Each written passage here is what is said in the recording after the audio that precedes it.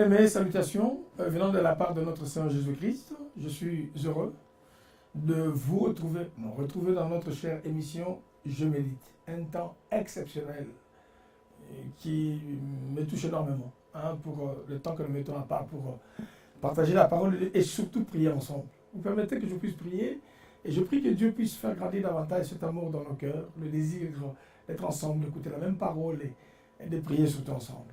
Soyez bénis de là où vous nous suivez sur notre émission à Maranatha Télévision, bien sûr, la chaîne 142 sur Orao Box. Seigneur, nous te remercions et nous te rendons grâce. Nous te prions de bénir ces temps pour que notre vie soit apaisée. Viens nous consoler par ta parole. Parce que la Bible dit, ta parole est une lampe sur notre chemin et une lumière qui éclaire notre sentier. Nous te bénissons au nom de Jésus, notre Seigneur et Sauveur. Amen, amen, amen.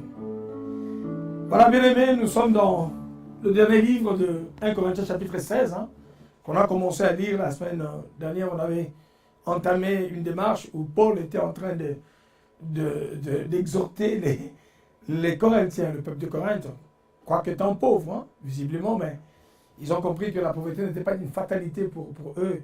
Et ils ont participé à l'œuvre du royaume. Mais aujourd'hui, permettez-moi de poursuivre notre lecture à partir du verset de 10 à 15. Alors, la Bible dit ceci: si Timothée vient, prenez soin de lui pour qu'il se sente bien accueilli au milieu de vous. En effet, il travaille au service du Seigneur, comme moi. Personne ne doit le mépriser.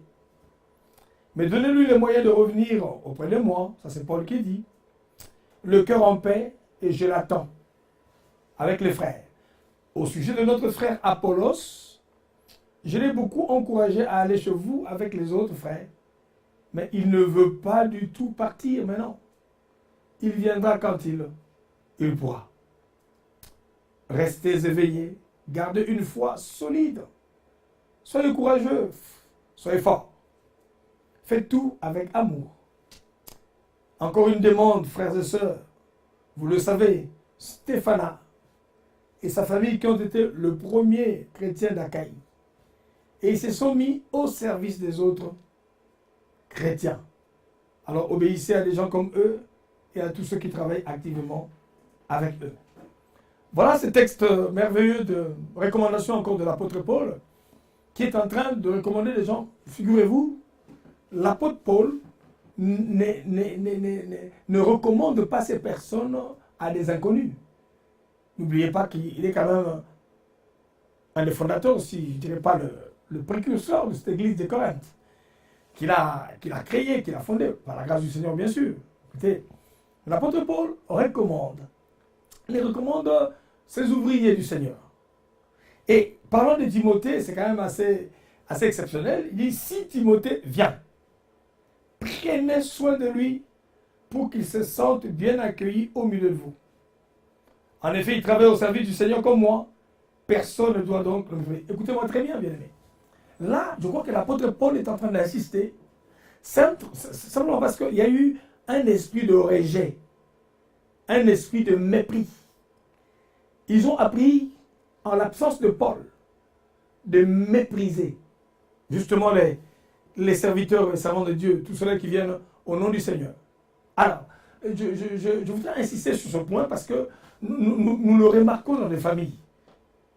Il y a des familles où, bien aimé, quand on vient en l'absence des parents, on sent que, bien aimé, on est toléré mais pas accepté.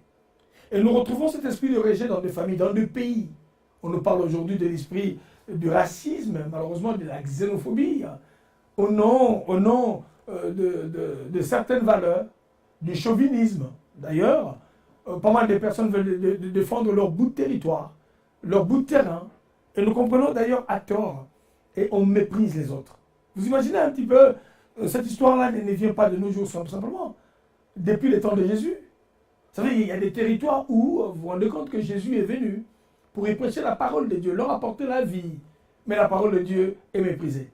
D'ailleurs, nous remarquons dans nos sociétés occidentales, contrairement à d'autres sociétés du Sud, hein, où on remarque même la notion ça devient compliqué, hein? Comment accueillir les gens, l'hospitalité. Et on sent que l'esprit des rejet s'est incrusté dans des familles. Et cet esprit de rejet, on le remarque, je souffre avec quelqu'un pendant que j'ai dit ça, même dans certaines églises. Vous imaginez, ils sont habitués entre eux, hein, par la couleur de leur peau. Et dans d'autres contrées, quand j'y vais, il y a une église totalement pour les blancs, l'autre église totalement pour les noirs. Je ne sais pas, que le Seigneur me pardonne, une église ethnique ou une église de couleur. J'entends souvent les gens dire que ça c'est une église de couleur. J'en sais rien. Et nous remarquons cet esprit de rejet, nous prions le Seigneur Jésus-Christ. Nous tous, nous confessons Jésus, mais on remarque qu'aujourd'hui, il y a toujours cette distinction entre le blanc et le noir, entre le rouge et le vert, entre le rouge et le bleu, entre l'Africain et l'Européen, entre l'Antillais et l'Haïtien, entre Africains, entre eux, entre le blanc de la France, de la Serbie et de l'Europe. Et je voudrais que nous puissions revenir autour seulement de l'être humain que Dieu a créé avec amour, qui soit l'image et la ressemblance de Dieu. Alors, je voudrais comprendre un petit peu, hein, quand je lis la parole de Dieu, Genèse 1,26 nous dit ceci, Dieu n'a pas dit, faisons le blanc à notre image. Non. Ouais, je ne sais pas, peut-être dans votre Bible c'est écrit comme ça. J'en sais rien. Il n'a pas écrit, faisons le noir à notre image, à notre ressemblance. J'en sais rien. Il n'a pas écrit, faisons le rouge à notre image, à notre ressemblance. J'en sais rien. Faisons l'antillais, faisons l'africain, faisons l'asiatique. Non. Vous comprenez que toutes ces choses-là, c'est l'invention humaine. Bien aimé, je voudrais aujourd'hui vous m'appuyer parce qu'à la fin, vous verrez au verset 14, tout ce que vous faites, faites-le avec amour. Donc l'homme a créé son propre modèle. Partout il y a le mépris. On méprise la race humaine. Aujourd'hui, l'être humain est valorisé en fonction de son statut social. L'esprit de mépris, l'esprit d'abandon, de rejet, le manque de considération, le manque de respect. Et on sent que, bien aimé, il y a des gens qui ne se sentent pas respectés parce qu'ils sont moins nantis, ils n'ont pas d'argent, ils n'ont pas de diplôme. Aujourd'hui, bien aimé, nous valorisons l'être humain en fonction de son ascension sociale. Donc je voudrais que nous puissions nous retourner tous à la parole de Dieu. Bien aimé, aujourd'hui, je veux prier pour briser cet esprit de mépris. Le mépris dans les familles. Nous méprisons les gens qui n'ont pas le même niveau que nous. On méprise ceux-là qui n'ont pas de diplôme. On méprise ceux-là, bien aimés, qui ne sont pas comme nous. Non. Ça, c'est contraire à la parole de Dieu. Partout, il y a le mépris. L'être humain, qui soit riche, qui soit pauvre, qui soit mendiant, qui soit clochard, excusez-moi l'expression, mais je peux vous assurer que cette personne a droit au respect et à la dignité humaine. Bien aimé, je voudrais prier aujourd'hui pour que le Seigneur, par son Saint-Esprit, vienne régler ce problème dans nos cœurs. Et ce problème-là qui est en train de déranger, nous disons que nous sommes chrétiens, mais quand un black arrive dans une église de blancs, on sent que tout le monde est dérangé. On le regarde avec mépris. Et quand un blanc aussi arrive dans une église de blacks, les yeux s'écarquillent également, on se dit, mais c'est là, qu'est-ce qu'il vient faire? C'est comme si les gens qui venaient des antipodes, des extrémités. Mais non, nous sommes tous venus de Dieu. Je voudrais que les écailles tombent de tes yeux. Je voudrais que les écailles tombent de tes yeux, de comprendre une chose, que tu es un être humain comme tout le monde. Le sang qui circule dans tes veines a la couleur rouge. Dieu n'a pas de couleur. Et la parole de Dieu n'a pas de couleur.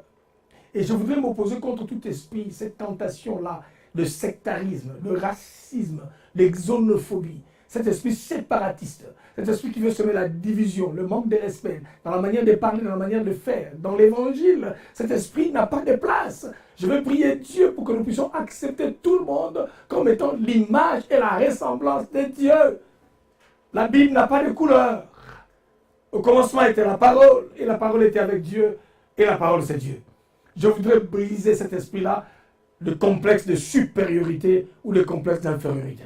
Nous sommes tous des êtres humains, créés à l'image et à la ressemblance de Dieu. Je voudrais prier. Seigneur notre Père, c'est ta parole qui nous dit que, non, je vous envoie Timothée, qui est devenu votre frère, même n'étant pas de la même nation, pas d'une même tribu, mais nous avons été rachetés par un sang précieux.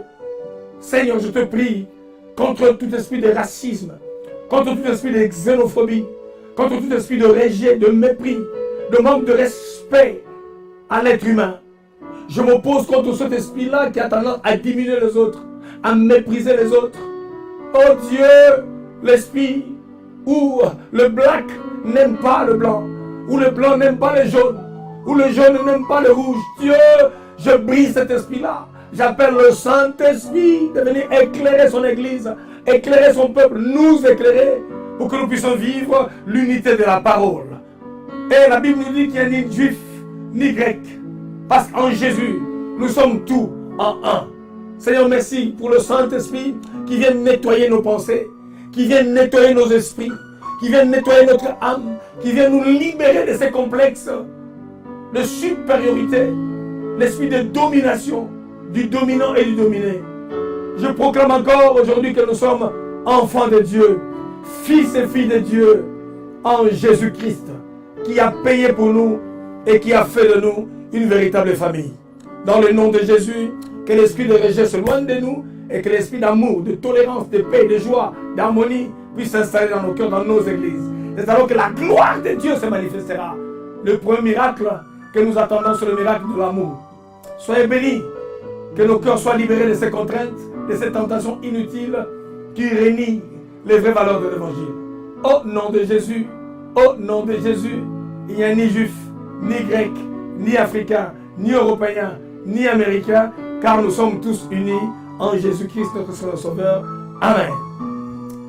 Voilà, bien-aimés, cette dimension sociale qui détruit pas mal de vies et qui fragilise la solidarité, le respect de l'être humain. Voilà, nous sommes arrivés à la fin de ce temps de prière sur Maranatha TV, bien sûr, la chaîne 142, sur Oraou Box. N'hésitez pas à vous inscrire sur notre chaîne YouTube Maranatha Télévision. Soyez bénis, à très très bientôt. Je vous aime de l'amour du Seigneur. Soyez bénis. Merci.